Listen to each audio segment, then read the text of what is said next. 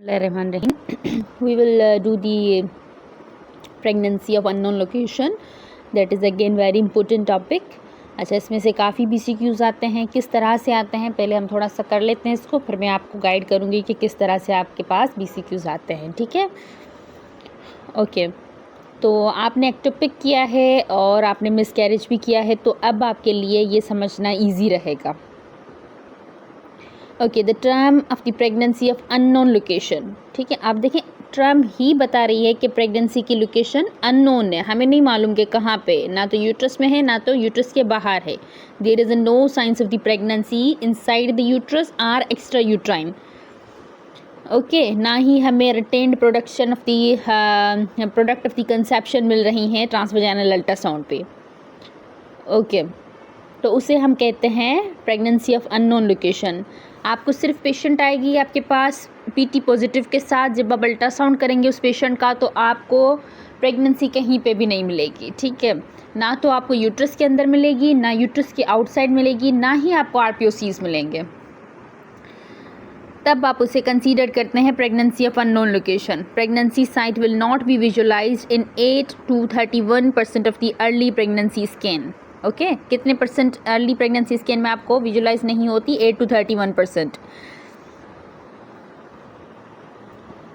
Okay, सो आपने करना क्या है, इनिशियली असेसमेंट आप कैसे करते हैं. पेशेंट आपके पास आती है पीटी पॉजिटिव के साथ, ट्रांसवेजाइनल स्कैन पे आपको कोई साइंस कोई एविडेंस नहीं मिलता स्कैन पे. ठीक है, फिर आपने करना क्या होता है, फिर आप क्लिनिकली उसको असेस करते हैं और आपने नेक्स्ट स्टेप और क्या करना होता है, आप सीरम बीटा HCG करते हैं. इसका कब करते हैं, एक तो आपने उसी वक्त किया, देन 48 आवर के बाद करते हैं आप.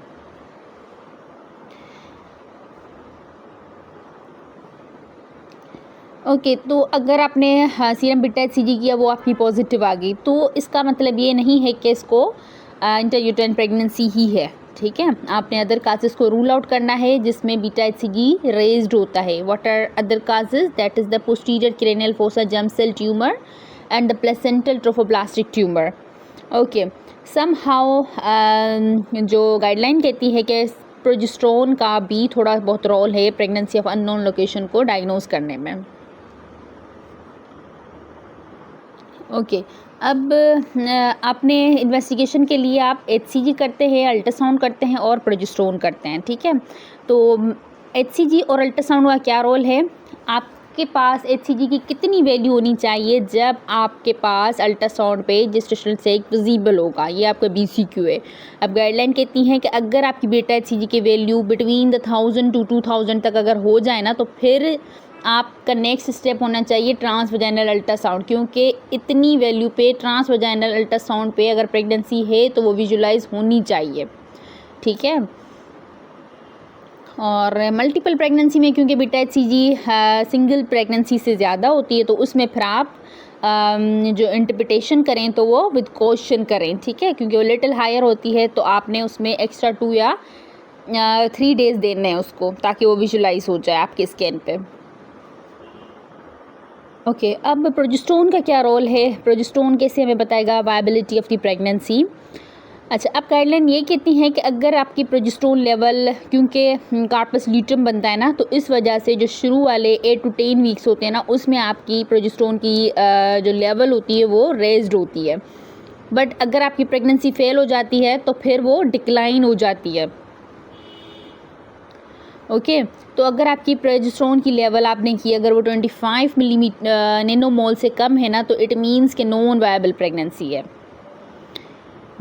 अच्छा, ये भी BCQ है आपका कि नॉन वायबल प्रेगनेंसी पे प्रोजेस्टेरोन की लेवल कितनी होती है, या वो फिर आपको प्रोजेस्टेरोन की लेवल देते हैं और पूछते हैं कि इस पर प्रेगनेंसी वायबल होगी या नॉन वायबल होगी. ठीक है, तो आपने ये याद रखना है कि अगर 25 से कम है तो प्रेगनेंसी नॉन वायबल होगी, और अगर 25 से ज़्यादा है ना, या तो उसमें वायबल प्रेगनेंसी होती है, और अगर 60 से ज़्यादा है तो that is the strongly indicated with the intrauterine viable pregnancy.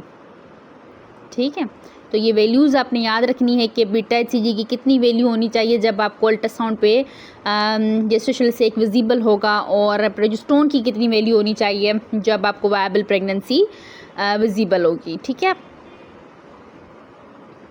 अच्छा, अब जो न्यू मार्कर है ना फॉर द एक्टोपिक प्रेगनेंसी, इनमें से कभी बीसीक्यू आया तो नहीं है, बट क्योंकि गाइडलाइन में मेंशन था तो मैंने मेंशन कर दिया है कि एक्टोपिक प्रेगनेंसी में केराटिनिन काइनेज और CA-125 का कोई रोल नहीं है, ठीक है। बाकी जो आपका है वस्कुलर एंडोथेलियल ग्रोथ फैक्टर और interleukin 8, 6 and tumour necrosis factor ये एलिवेटेड होता है। और आपका जो पापा है प्लाज्मा एसोसिएटेड प्रोटीन वो डिक्रीज़ होता है या अनचेंज होता है in the ectopic pregnancy. MRI की सेंसिटिविटी ज़्यादा है, 96% एक्यूरेट है for detecting the ectopic pregnancy, but इस पर अभी भी स्टडीज़ हो रही हैं। तो आपसे अगर एक्टोपिक प्रेगनेंसी की डायग्नोस्टिक टूल पूछें तो वो ट्रांसवेजाइनल अल्ट्रासाउंड है, पर आपको ये मालूम होना चाहिए कि ये फैक्टर्स में इंक्रीज होते हैं। अच्छा, अब आ जाते हैं, हमने डेफिनेशन पढ़ी, उसके बाद हमने इसकी इन्वेस्टिगेशन पढ़ी कि हमने डायग्नोज कैसे करना है। अब हम आ जाते हैं कि हमने इसको मैनेज कैसे करना है, ठीक है। अगर आपके पास अल्ट्रासाउंड पे ना तो आपको एक्टोपिक वो दे रहे हैं, ना इंट्रायूट्राइन दे रहे हैं, ना ही आपको RPOCs दे रहे हैं, तो फिर आपने उसको लेके जाना और पेशेंट असिम्टोमेटिक है, सिर्फ उसकी PT पॉजिटिव है, इनिशियल असेसमेंट पे आपके पास आई है, तो आपने करना क्या है, आपने उसको कंजर्वेटिवली मैनेजमेंट करनी है उसकी, ठीक है। अगर कंजर्वेटिव मैनेजमेंट का ऑप्शन है तो फिर आपने वही सिलेक्ट करना है। कंजर्वेटिव मैनेजमेंट में आपने करना क्या है, आप उसकी बीटा HCG रिपीट करवाएंगे 8-48 आवर। फिर आपने देखना है कि बीटा HCG का पैटर्न किस तरह से जाता है, या तो वो रेज होगी या तो वो डिक्रीज होगी। तो अगेन ये आपका BCQ है कि अगर पेशेंट आपकी एसिम्टोमेटिक है, PT पॉजिटिव है, प्रेगनेंसी अननोन है, आपको पता ही नहीं है उसकी लोकेशन, तो फिर आपने नेक्स्ट स्टेप क्या करना है, तो आपने बीटा HCG उसकी रिपीट करनी है 48 आवर के बाद, ठीक है।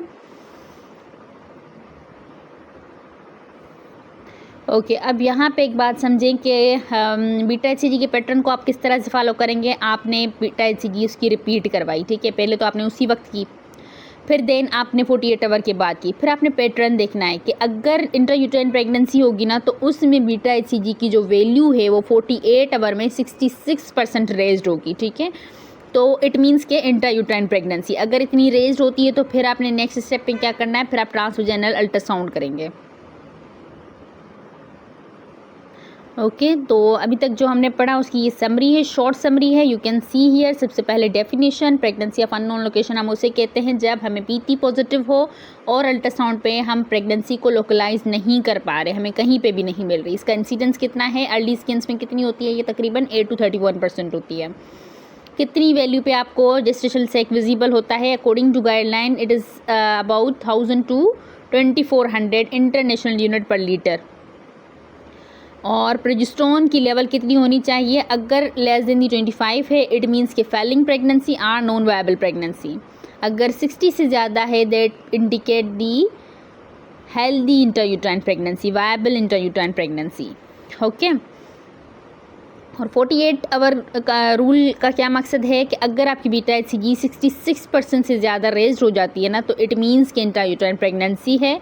और अगर आपकी ड्रॉप हो जाती है 15 to 35% तक आपकी ड्रॉप हो जाती है तो इट मीन्स के मिसकैरेज है। अगर ना तो वो रेज्ड हो रही है 66%, ना ही वो ड्रॉप हो रही है, तो फिर वो आ जाएगा एक्टोपिक में, ठीक है। तो इट मीन्स के वो सब ऑप्टिमल है। सब ऑप्टिमल में फिर आप सस्पेक्ट करते हैं कि एक्टोपिक तो नहीं है।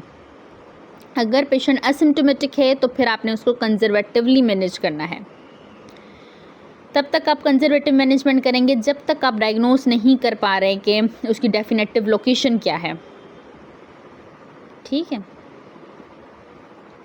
अभी एक अच्छा सा टेबल बना हुआ है, यू कैन सी हियर कि मिसकैरेज में प्रोजेस्टेरोन की वैल्यू क्या होगी, बीटा HCG का पैटर्न क्या होगा, अल्ट्रासाउंड पे आपको क्या फाइंडिंग्स मिलेंगी, ठीक है। तो अगर फेलिंग प्रेगनेंसी या मिसकैरेज है तो उसमें फिर आपको प्रोजेस्टेरोन, अगर आप यूनिट भी आप याद रखें कि नैनोमोल में दिया गया है या नैनोग्राम में दिया गया है, ठीक है। अगर 25 से कम है या आप कहें कि 5 नैनोग्राम से कम है इट मीन्स कि फेलिंग प्रेगनेंसी। बीटा HCG अगर फॉल कर रही है, डिक्रीज़ हो रही है आफ्टर 48 आवर 35 to 35% तक, इट मीन्स के मिसकैरेज हो चुका है, ठीक है। और अल्ट्रासाउंड पे आपको क्या मिलेगा, कोई विजिबल सेक नहीं मिलेगा, यूट्रस आपको एम्प्टी मिलेगा। अच्छा, अगर आपकी प्रोजेस्टेरोन की जो वैल्यू है वो 60 नैनोमोल से ज़्यादा है और बीटा HCG आपकी रेज्ड हो रही है मोर देन 66% और जेस्टेशनल सेक आपको यूट्रस पे विजिबल मिलेगा, ठीक है, अल्ट्रासाउंड में। तो ये है इंट्रायूटेराइन प्रेगनेंसी के क्राइटेरिया। अच्छा, अब आ जाते हैं कि एक्टोपिक में आपको क्या मिलेगा। एक्टोपिक में आपको जो प्रोजेस्टेरोन की जो वैल्यू है ना, या तो वो लो मिलेगी या अनचेंज मिलेगी, या सेम ही ऐसे मिलेगी, लेस देन 25 नैनोमोल, जैसे प्रेगनेंसी ऑफ अननोन लोकेशन में। या तो आपको रेज्ड मिलेगी। अच्छा, आपकी जो बीटा HCG की पैटर्न होगी ना, वो आपको कैसे मिलेगी, वो आपको सब ऑप्टिमल मिलेगी, ना तो वो फेलिंग के क्राइटेरिया में होगी, ना ही इंट्रायूट्राइन के क्राइटेरिया में होगी, ठीक है। अगर वो रेज्ड भी हो रही है ना बीटा HCG, तो वो मोर देन 66% नहीं होगी रेज, ठीक है। या तो वो डिक्लाइन भी हो रही है तो वो मोर देन 50% डिक्लाइन नहीं होगी, तो इस तरह से सब ऑप्टिमल होगी। अच्छा, 13 to 21% में इसका जो पैटर्न है वो मिमिक करता है इंट्रायूटेराइन प्रेगनेंसी के साथ। फिर आपने उसको फर्दर कंफर्म करने के लिए अब अल्ट्रासाउंड करते हैं। अल्ट्रासाउंड पे आपको क्या मिलेगा, आपको यूट्रस एम्प्टी मिलेगा, पॉसिबली आपको एडनेक्सल मास या फ्लूइड मिलेगा, ठीक है। So that table again very important.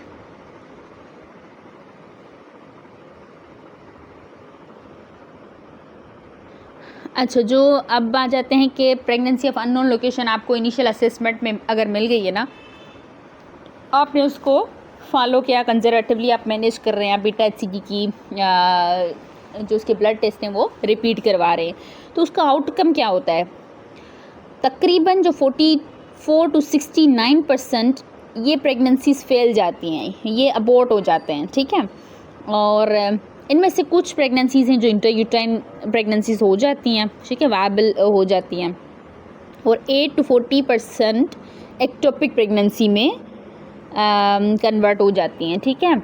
इनका आउटकम एक्टोपिक होता है। और बाकी जो बचती हैं वो persistent pregnancy of unknown location होती हैं, जिनमें beta HCG level continue to decline. Beta HCG की वैल्यू आपको कम मिलती जा रही होगी, पर आपको प्रेगनेंसी आइडेंटिफाई नहीं होगी, ना अल्ट्रासाउंड पे ना ही लेप्रोस्कोपी पे। उसे हम कहते हैं persistent pregnancy of unknown location. तो फेथ क्या हुआ प्रेगनेंसी ऑफ अननोन लोकेशन का, या तो वो फेल जाएगी प्रेगनेंसी, मिसकैरेज होगा, या तो आपको आगे जाके इंट्रायूटेराइन प्रेगनेंसी मिलेगी, या तो फिर वो एक्टोपिक मिलेगी आपको, या persistent pregnancy of unknown location मिलेगी। सो ये 4 आउटकम है इसके।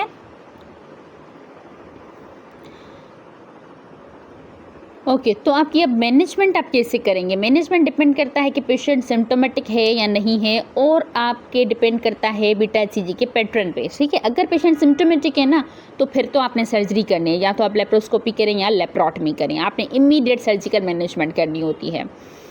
अच्छा, अगर पेशेंट आपकी एसिम्टोमेटिक है, फिर आपने फॉलो करना है बीटा HCG के पैटर्न को। फिर आप देखेंगे कि अगर बीटा HCG फॉल कर रही है मोर देन 15%, तो उसमें फिर आपने क्या करना है, पेशेंट की बीटा HCG आप रिपीट करवाएंगे एवरी वीकली अंटिल उसकी बीटा HCG की वैल्यू 10 से कम ना हो जाए, ठीक है। और अगर आपकी बीटा HCG की वैल्यू मोर देन 66% है, राइज कर रही है, इट मीन्स के इंट्रायूटेराइन प्रेगनेंसी की तरफ जा रही है, तो फिर उसमें आपने नेक्स्ट स्टेप क्या करना है, आप ट्रांसवेजाइनल स्कैन करेंगे, ताकि आपकी जो इंट्रायूटेराइन प्रेगनेंसी है वो विजिबल हो जाए, ठीक है। आप लोकेशन जो प्रेगनेंसी की है वो मालूम कर पाएँ। तो जैसे ही आपकी बीटा HCG की वैल्यू 1000 to 2400 तक हो जाती है ना, तो फिर आपने TVS करना है to confirm the intrauterine pregnancy, ठीक है। अगर सब ऑप्टिमल है, ना तो वो रेज्ड हो रही है ना ही वो फॉल कर रही है, तो फिर आप सस्पेक्ट करेंगे कि एक्टोपिक प्रेगनेंसी है। तो उसमें आपने करना है क्या, उसमें भी नेक्स्ट स्टेप यही है कि आप TVS करेंगे, देन फिर आपने मेडिकल इंटरवेंशन करनी है। अच्छा, कभी कभी ना आप उनके पास अगर पेशेंट इनिशियल असेसमेंट पे आप डायग्नोस करते हैं कि प्रेगनेंसी ऑफ अननोन लोकेशन है, ठीक है। फिर आपको कभी कभी कंप्लीट मिसकैरेज को आप मिसडायग्नोस कर लेते हैं एक्टोपिक प्रेगनेंसी से, क्योंकि आपको अल्ट्रासाउंड पे कुछ नहीं मिल रहा होता और पेशेंट आपको हिस्ट्री देती है कि मैंने क्लॉट्स पास किए हैं। तो इन पेशेंट्स को भी आपने फॉलो पे रखना है, आपने इसको छोड़ नहीं देना, आपने इनकी भी क्वांटिटेटिव बीटा HCG टेस्ट करनी है, ताकि आप मेक श्योर करें कि उसकी बीटा HCG की वैल्यू डिक्लाइन हो रही है या नहीं हो रही, ठीक है। तो इन पेशेंट्स को भी आपने जाने नहीं देना, आपने इन पेशेंट्स को फॉलो पे रखना है। अच्छा, अब प्रेगनेंसी ऑफ अननोन लोकेशन की आप मैनेजमेंट कैसे करते हैं। मेडिकल मैनेजमेंट है, और पहले तो कंजर्वेटिव मैनेजमेंट जो अभी हमने डिस्कस की। अच्छा, उसके बाद मेडिकल है और सर्जिकल मैनेजमेंट है। मेडिकल मैनेजमेंट में आपने क्या देना है, इसको मीथोट्रेक्सेट देना है। कब देना है, जब पेशेंट स्टेबल हो, पेशेंट एसिम्प्टोमेटिक हो, या आप सस्पेक्ट कर रहे हैं उसको एक्टोपिक प्रेगनेंसी है, या आप सस्पेक्ट कर रहे हैं उसको प्रेगनेंसी ऑफ अननोन लोकेशन है, तो फिर आपने उसको मीथोट्रेक्सेट देना है। ऐसे ही देंगे जैसे आप एक्टोपिक में देते हैं 50 मिलीग्राम पर मीटर स्क्वायर के हिसाब से इंट्रामस्क्यूलर आप देंगे। फिर आपने बीटा HCG रिपीट करनी है 4th डे पे और 7th डे पे। अगर बीटा HCG डिक्रीज़ होती है लेस देन दी 15%, सॉरी मोर देन दी 15%, तो इट मीन्स कि आपका ट्रीटमेंट सक्सेसफुल गया है। अगर मोर देन 15% डिक्रीज़ नहीं होती तो फिर आपने सेकंड डोज रिपीट करना है, ठीक है। अच्छा, इसके साइड इफ़ेक्ट क्या है मीथोट्रेक्सेट के? पेशेंट को एब्डोमिनल पेन होता है, ट्यूबल रैप्चर का रिस्क कितना है ये भी आपने पेशेंट को बता देना है, अबाउट 7% है, ठीक है। 75% पेशेंट्स को एब्डोमिनल पेन की कंप्लेन होती है। सर्जरी में आप लेप्रोस्कोपी भी कर सकते हैं, आप लेप्रोटमी भी कर सकते हैं, ठीक है। अगर पेशेंट सिम्टोमेटिक है या आप एक्टोपिक प्रेगनेंसी सस्पेक्ट कर रहे हैं, ठीक है, तो उस केस में आपने सर्जिकल मैनेजमेंट करनी है। पर आप लेप्रोस्कोपी या लेप्रोटमी आप तब करेंगे जब आपको विजुलाइज्ड हो स्कैन पे, ठीक है, क्लियरली विजुलाइज्ड हो। गाइडलाइन ये कहती हैं कि आपने, अगर आप सस्पेक्ट कर रहे हैं तो फिर आप उसको फॉलो करें। अगर आपके पास ट्रांसवेजाइनल स्कैन पे क्लियरली विजुलाइज हो जाती है एक्टोपिक प्रेगनेंसी, देन आपने लेप्रोस्कोपी कर सकते हैं। आपने टू अर्ली नहीं करनी, क्योंकि pregnancy is too small to see, तो उसमें फॉल्स नेगेटिव रिजल्ट आपके आते हैं, that is about 3 to 4%। Uterine curettage recommend नहीं है।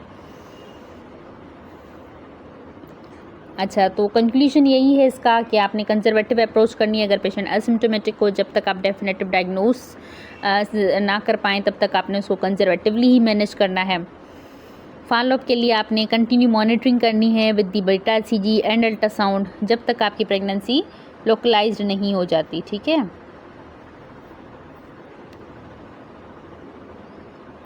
So that's all about the pregnancy of unknown location.